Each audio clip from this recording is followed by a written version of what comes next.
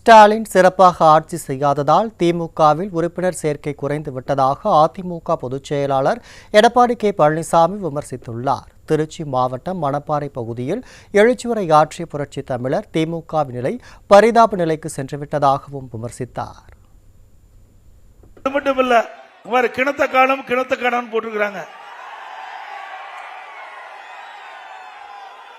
அப்படி திமுக கட்சியே காணோம்.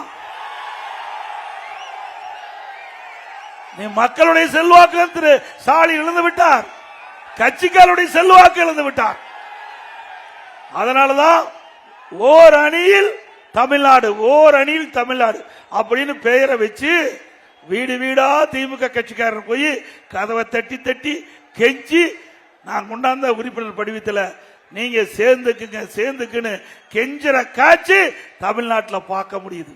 அப்படி திமுகவுடைய நில பரிதாபமான நிலைக்கு போயிட்டது. நல்ல ஆட்சி செஞ்சா தானே உங்க கட்சியில் உறுப்பினர் சேருவாங்க.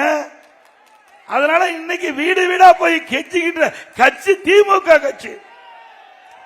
தமிழ்நாட்டில் எந்த கட்சியாவது உறுப்பினர் சேருவதற்கு வீடு வீடா கதவை தட்டி கெஞ்சிய சரித்திரம் உண்டா?